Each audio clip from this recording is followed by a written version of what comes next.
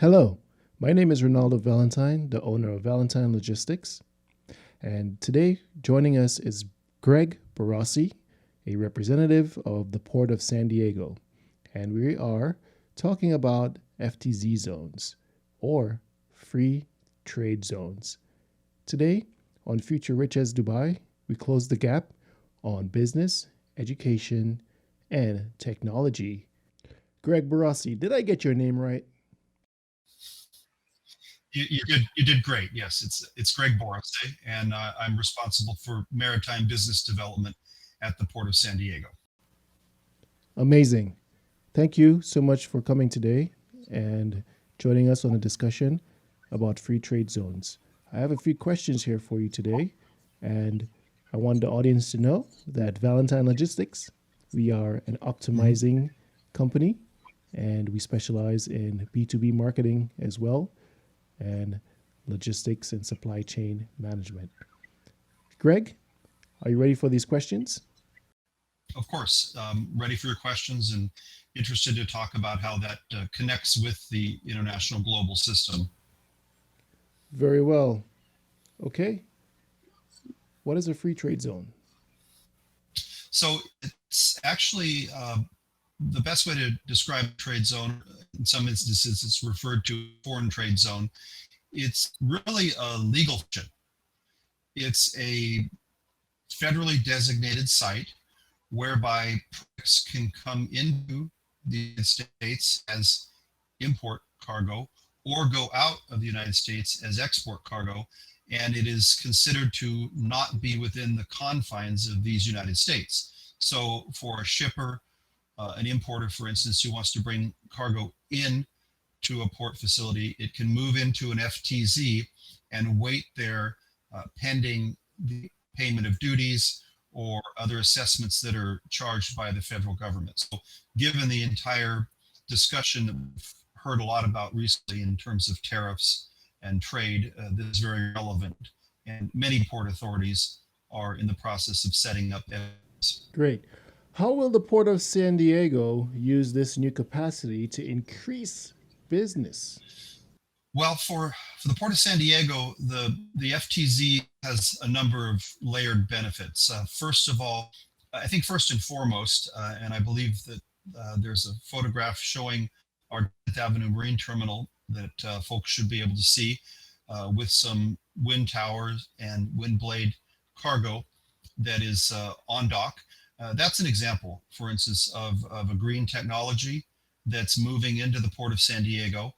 And the benefit of an FTZ is that the manufacturer, or we call them OEM, the original equipment manufacturer, can bring that cargo into San Diego pending installation at the farm or pending installation at the final destination and avoid the duties or defer the duties.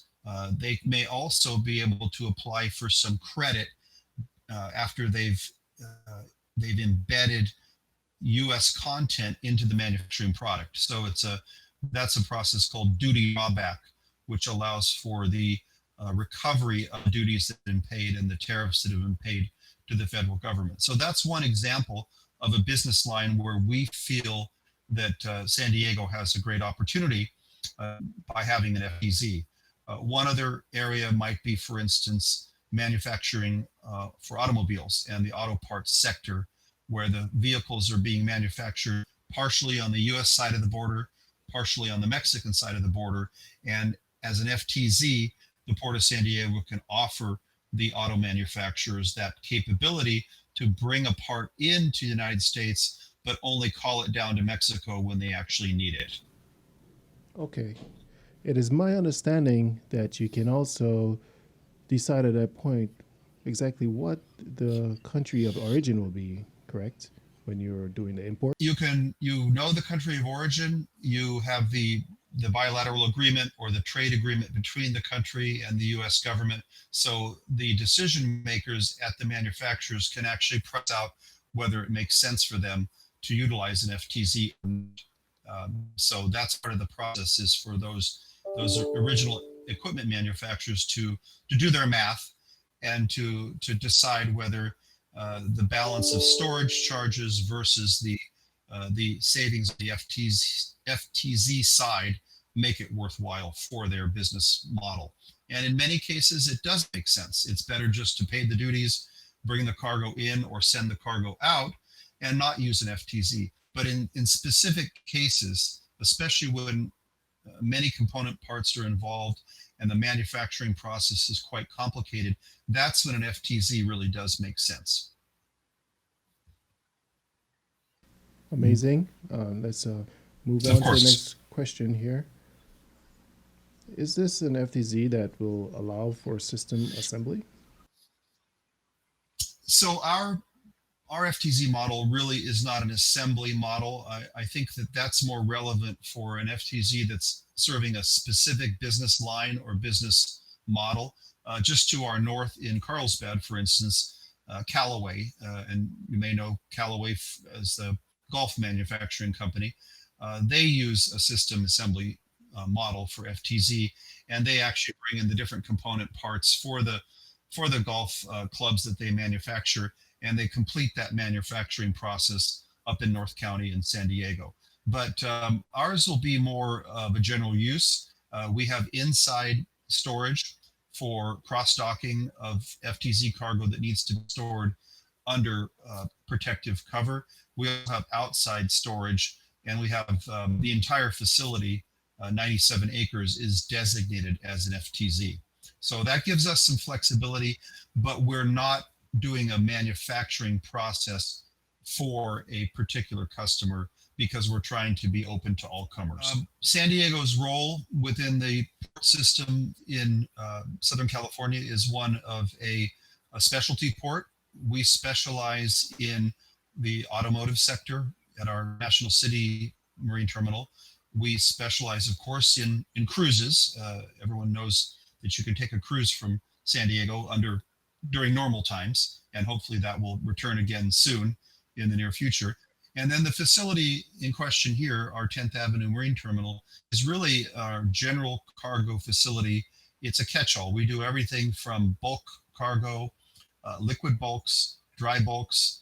We do Dole bananas. The bananas come in every week for Dole, and you see them all up and down the West Coast in your stores. And then a lot of project cargo. And I think mainly for San Diego, the FTZ is focusing on the project cargo, the automotive sector, and we can also be helpful, I think, to the ports of LA and Long Beach by providing a bit of a relief valve for some of the cargo that's looking for an FTZ space in Southern California. We're only about an hour and a half south of LA Long Beach. Aha, great. Well, that gives me a question. How about the traffic flow in that area? Well, I think we all know that the West Coast, in particular, anywhere on the I-5 corridor, that traffic is an issue. And I can't really speak to the traffic in the LA basin, but we know it's pretty rough. That's right. But what we do have in terms of a benefit is that when cargo goes into the port of San Diego, we have all the major arteries, and the traffic tends to flow in the other direction. So as a good example, if I were to leave the 10th Avenue Marine facility driving to Las Vegas, and you were leaving the Port of Long Beach driving to Las Vegas, even though we're further away geographically, I would probably get there first, just given the traffic realities of the LA basin. So it's a little bit of a benefit, but of course, anything and everything we can do to help get trucks off the road and be more mindful of our role as a port that needs to take care of the environment, that's something we're trying to do. We're very active in that space. Well, I think it's important to understand that a good amount of the cargo and the freight that comes from the LA Long Beach port complex does come into Mexico, and our terminals are en route to that crossing. So the FTZ does have an opportunity to provide a relief valve. Where we probably are not in a position to immediately help is the accepting of the largest vessels that are waiting off the coast, off the LA basin. Our TEU capacity in terms of a container vessel would probably be about 4,500 TEUs. And I think, as is pretty well known, most of the vessels that are waiting off the ports of LA and Long Beach are the so-called mega vessels. And the mega vessels require the heavy lift gantry cranes that are in place and the infrastructure that's there. That's not exactly the role that we play in terms of West Coast infrastructure.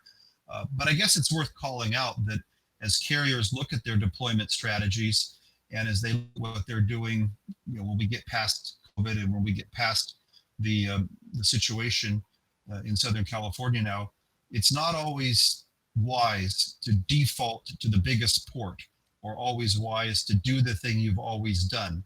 Sometimes it's prudent to sit back and say, well, times are good. Maybe we should think about a different supply chain solution so that we don't put all our eggs in one basket and we move through diverse gateways. Many suppliers now are looking at diversified port strategies, and San Diego's well positioned for a few of those. And we do talk to carriers about that.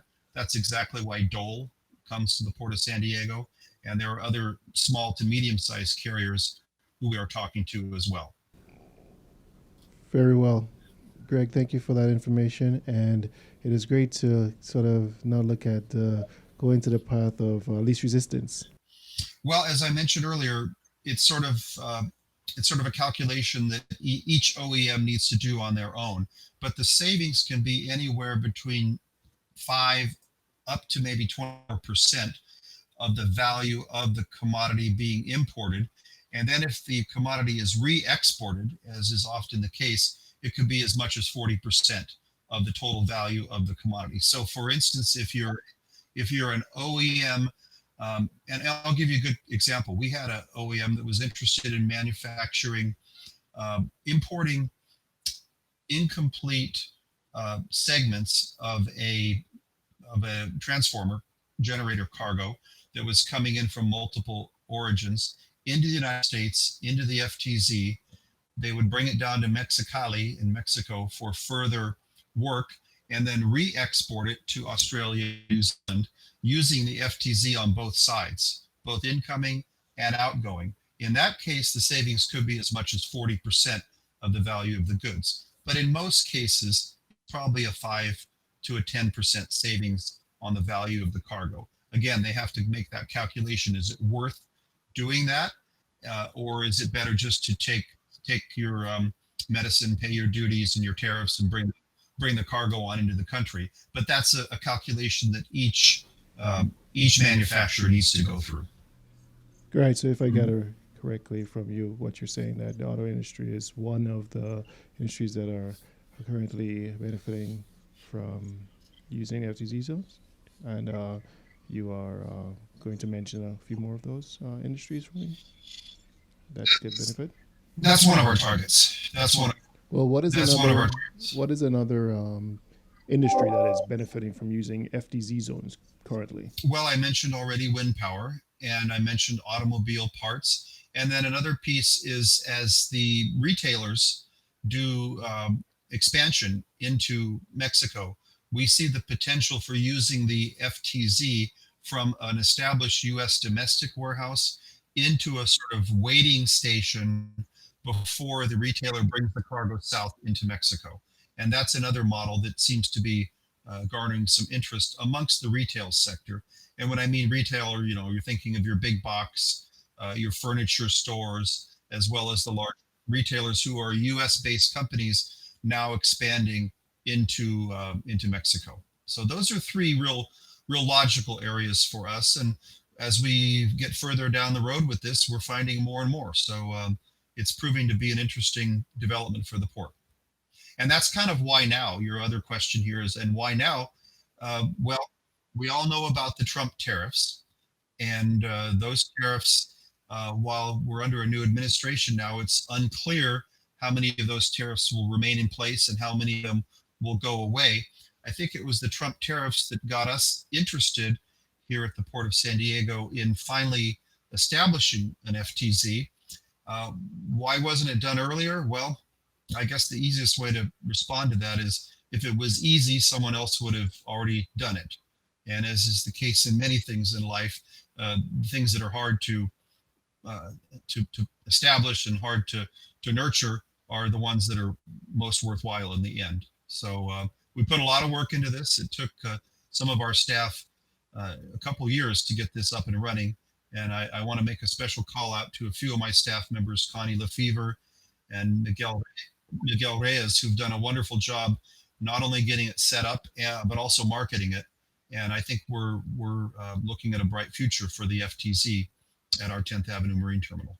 Well, we hope to be an option for shippers, and we also recognize that there are constraints in the supply chain. So, from the standpoint of the Port of San Diego, this is another tool in our toolbox, and we're trying to be creative to come up with ways to find solutions for our shippers and for our importers and exporters and our tenants at the Port of San Diego as well. We have some fantastic tenants, and our goal is to increase their business as well. So this is part of that plan, in addition to trying to work on this congestion problem in the East Coast.